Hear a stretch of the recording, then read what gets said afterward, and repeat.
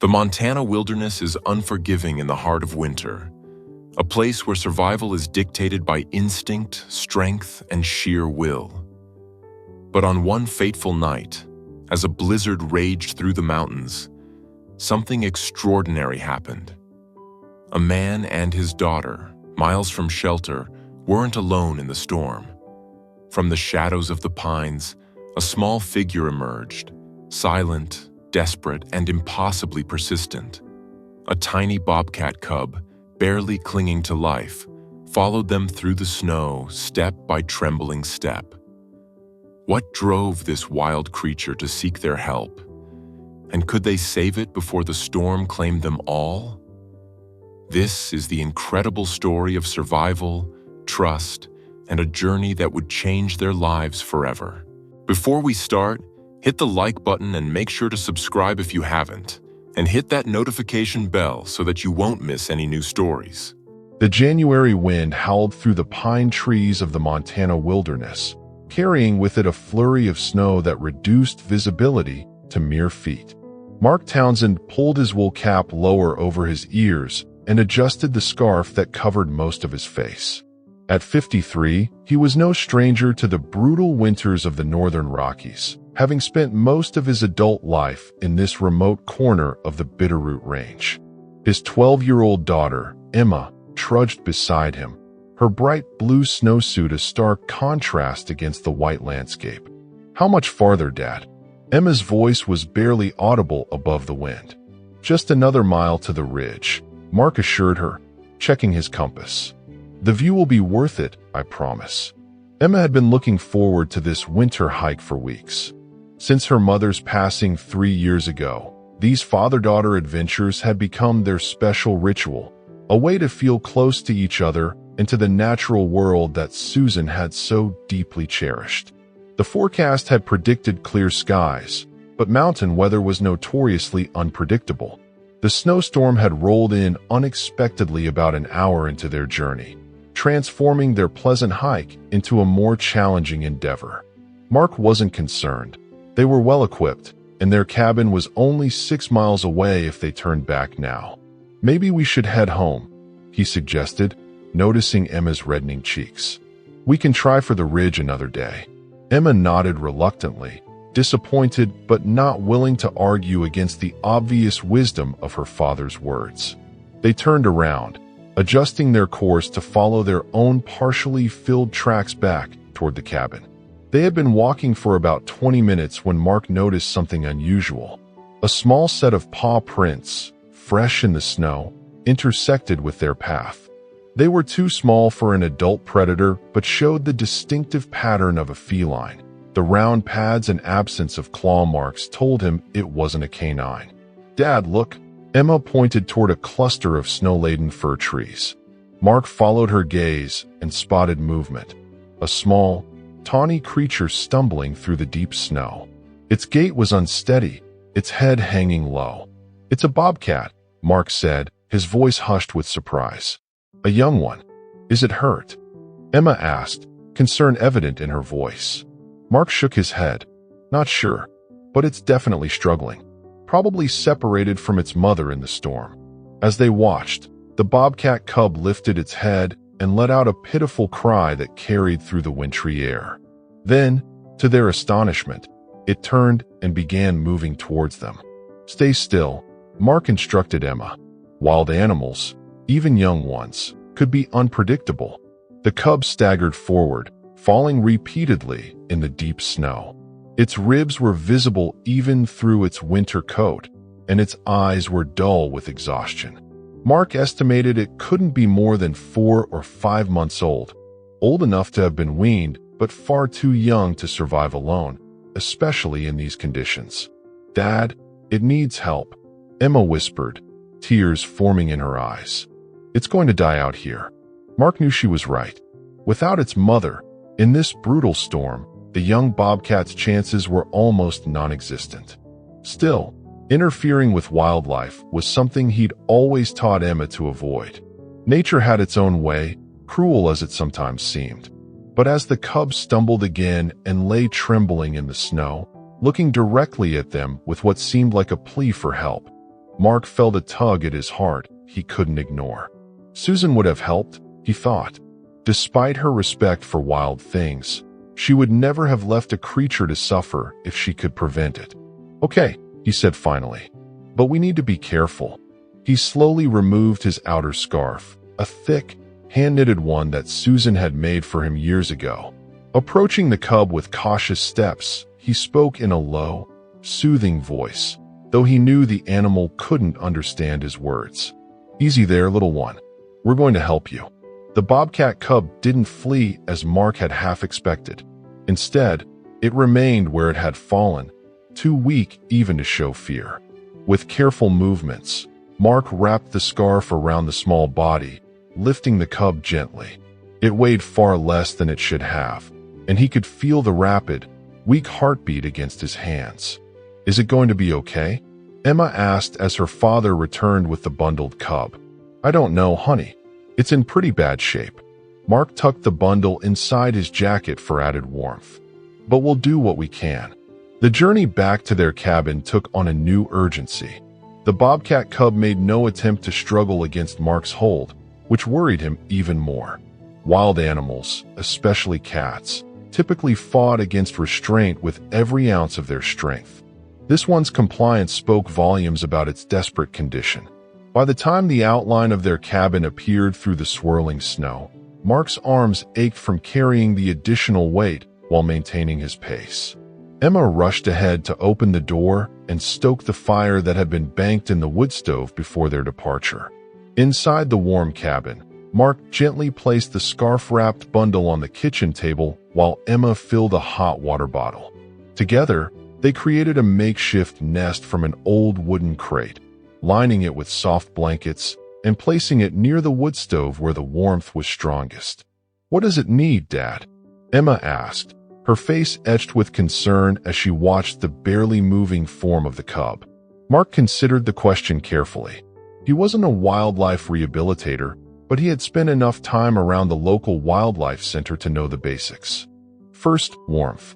Then, probably some food and water, but not too much at once.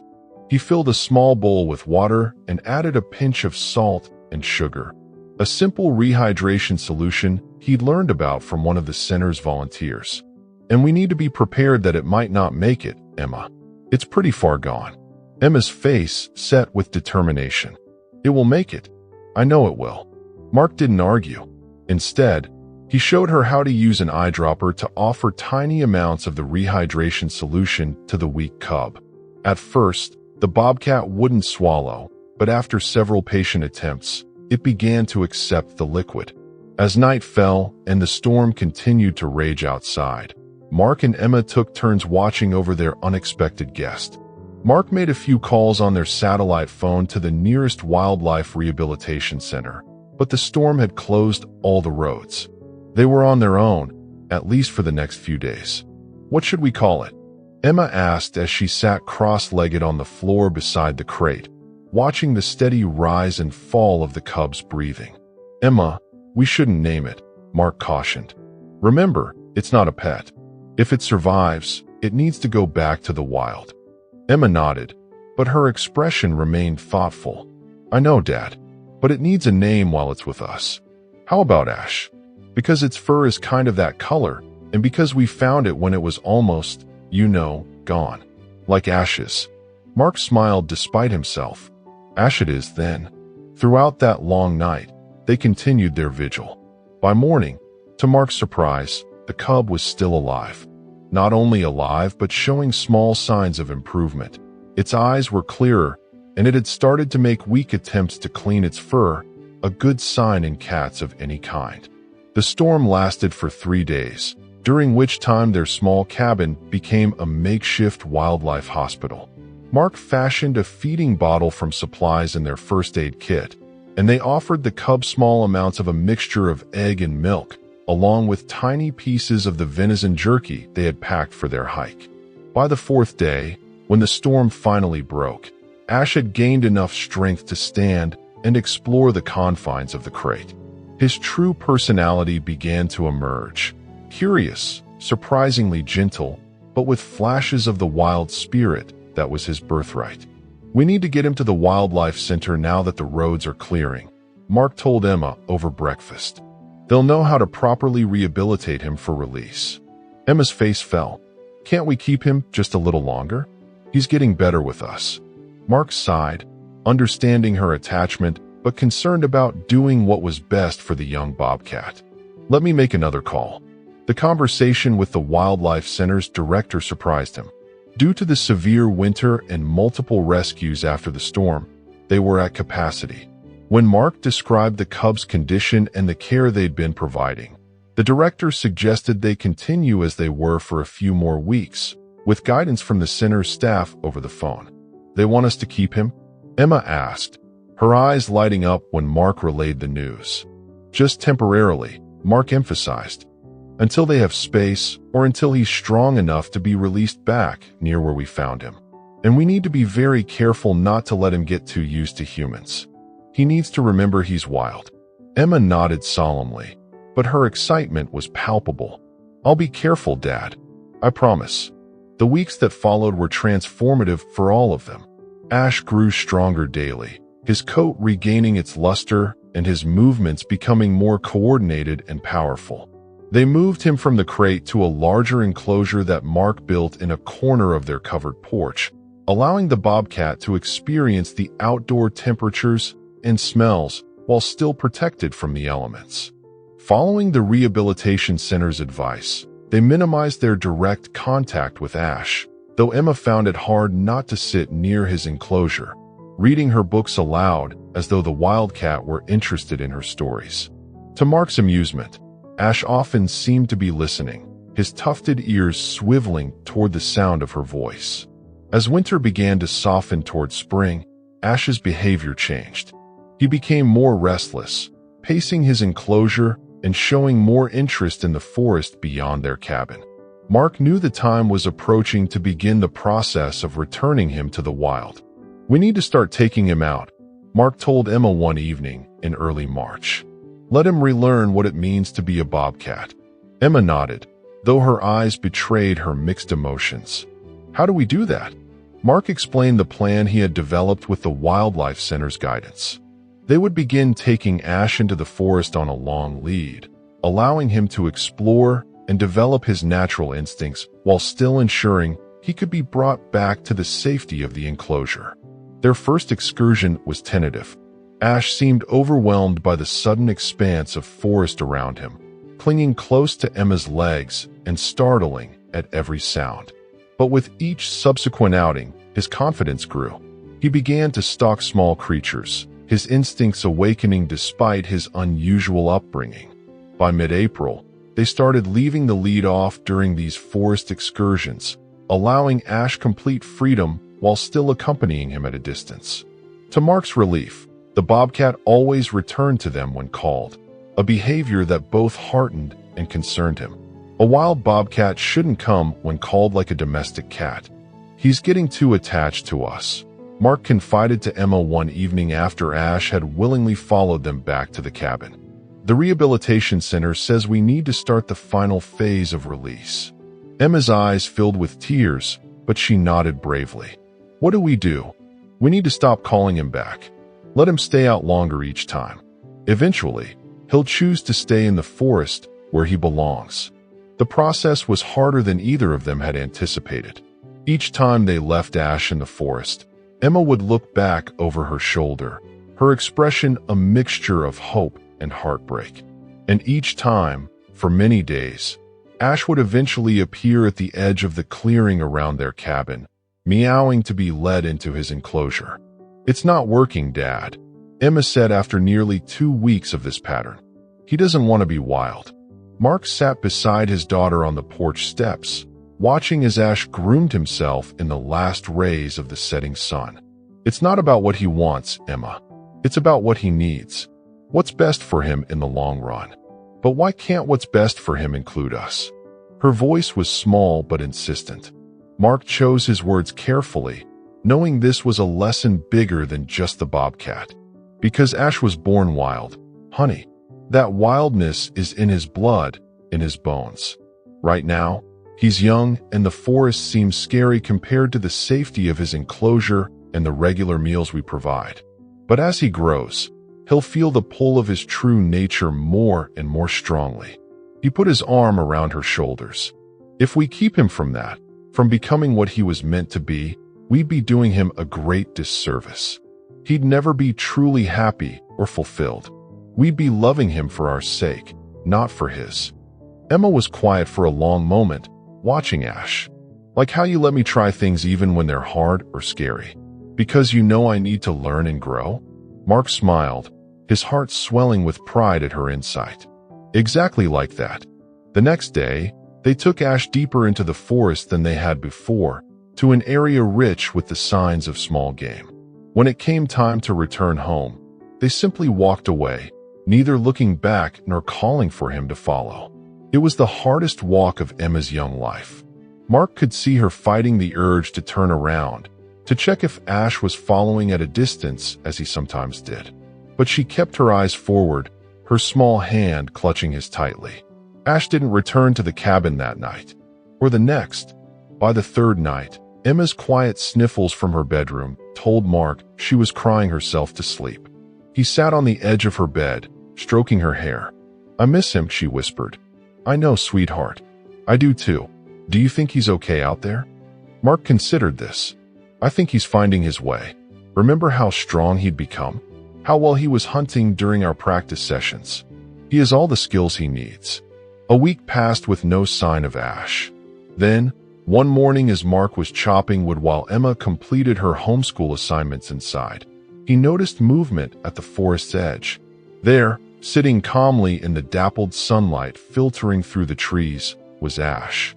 The bobcat looked different somehow, more muscular, more alert, his coat blending perfectly with the forest shadows. He watched Mark with bright, intelligent eyes that no longer held the dependency of his kittenhood. "Emma," Mark called softly toward the open window. "Come here slowly." Emma appeared on the porch, her expression transforming from curiosity to joy when she spotted Ash. He came back. "Don't approach him," Mark cautioned. "Let him come to us if he wants to." They stood together, hardly breathing, as Ash considered them from his position at the forest's edge. Then, with deliberate steps, the bobcat crossed the clearing. He stopped a few feet away, regarding them with what seemed like recognition, but also a new wariness. Emma slowly knelt, extending her hand palm down in the greeting they had always used. For a long moment, Ash remained still. Then he moved forward, briefly pressing his head against her hand before stepping back. He repeated the gesture with Mark, a rumbling purr vibrating from his chest. "He remembers us," Emma whispered, tears streaming down her face. "Yes," Mark agreed, his own voice thick with emotion. "But he's saying goodbye, I think." As if confirming his words, Ash turned and trotted back toward the forest. At the edge, he paused for one last look back, his powerful form silhouetted against the green backdrop. Then, with a flick of his tufted ears, he disappeared into the undergrowth. Emma leaned against her father, a mixture of sadness and something else, something like pride, on her face. "He's really wild now, isn't he?" "He always was," Mark said gently. "We just helped him find his way back to it." Over the years that followed, they occasionally caught glimpses of a bobcat in the forest around their cabin. They could never be certain it was Ash, but Emma liked to think it was, now fully grown and thriving in the wilderness that was his true home. On Emma's 16th birthday, Mark presented her with a special gift, a carved wooden bobcat, its features capturing that same determined spirit they had seen in Ash. "To remind you," he said as she turned the carving in her hands, "that sometimes the greatest love we can show is in letting go." Emma placed the carving on her windowsill, where the morning light would catch it each day. "I think Mom would have been proud of how we helped him." Mark smiled, thinking of Susan and her boundless compassion for all living things. "She would have been proud of you, Emma. Your compassion, your strength, and your wisdom in understanding when it was time to say goodbye." Outside, as twilight settled over the Montana wilderness, a bobcat's cry echoed through the trees. Wild, free, and exactly where it belonged.